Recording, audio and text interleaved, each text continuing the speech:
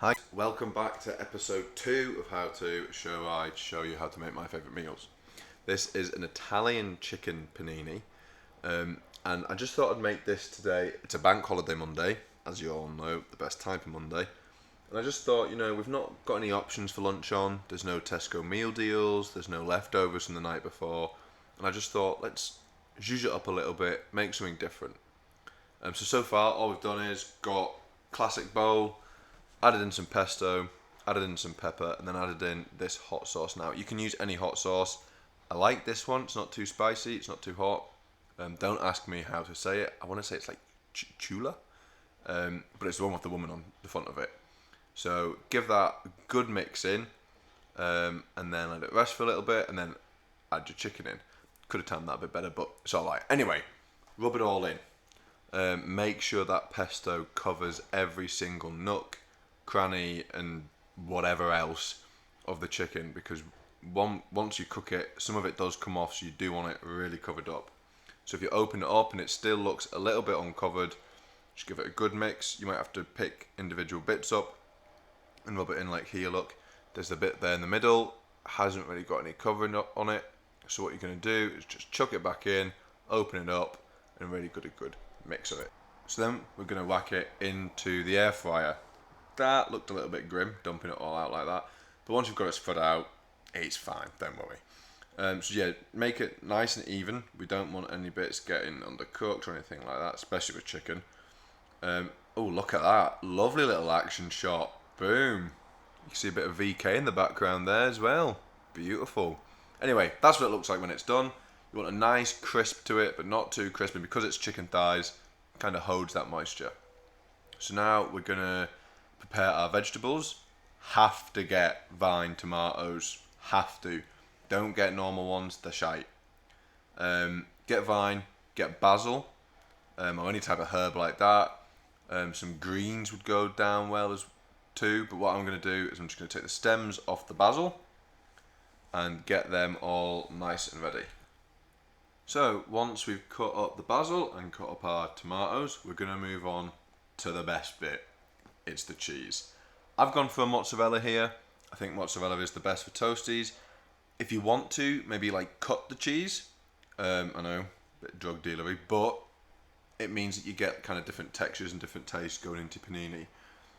I've just done mozzarella. I'm a bit of a texture merchant. So yeah, mozzarella's good for me. Kind of annoyed me. It wasn't as Italian as it could be, so I went for it. Anyway, next thing, most underrated thing of a sandwich is the sauce. I've just gone for a classic base of mayonnaise, and I've put in, if you can, the sauce or the juices from the chicken that's cooked, especially because it's thighs. There might have even been drums for this even, but you can then kind of render it down. The fat breaks down.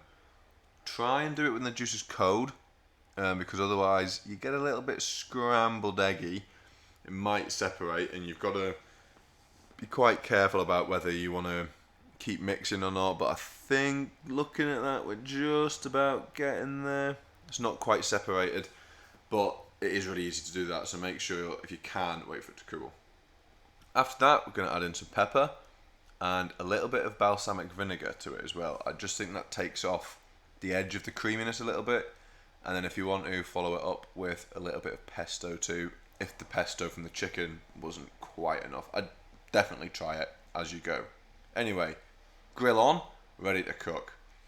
2 panini things, you can get these from any supermarket for like 80p at best. And I would say get the best bread you can. Don't get just 2 loaves of Hovis. It won't cut it. Will not cut it. On a bank holiday, you need a little treat. You need a little thing of, 4-day week. Let's start it properly. Anyway, cut the chicken. You don't want to put in just big whole chunks because they'll never heat up under the grill. So cut your chicken up. You've got your basil already. Give it a quick try. You've got your mozzarella and your tomato. If you want to add any salt, anything like that, go for it. And then you've got your bread ready too. So what you're going to do is you're going to put a decent amount, and when I say a decent amount, I mean a decent amount, a good old-fashioned slathering on the bottom bit. Obviously, if you've got a press, then it doesn't really matter too much, but make sure you put cheese and sauce on the outsides because that's where the heat's gonna go first. So I would personally go cheese, then you've got your meat, then you can basically put anything you want on top of that. If you've got some greens, put some greens on. If you've got tomatoes, put tomatoes on. I would say put basil on. Parsley might be quite good as well for this. But once you've got it all wrapped up, bang it under the heat. Look at that, beautiful. And the best thing about this is you can. I'm just going to show you how to dress it. Look at that, beautiful. A little bit of balsamic as well. I think I put on it. Yeah. Look at that. Anyway, but the best thing about that is once you've got it under the grill, the cheese kind of melts with the mayonnaise, and it makes this lovely kind of juicy, flavorful kind of blend, that you wouldn't get with other stuff. So definitely put a sauce, at least I'd say mayonnaise based, but definitely put a sauce on. It did have a good cheese pull. I forgot to record it. Yeah, I know. It's episode 2. Come on.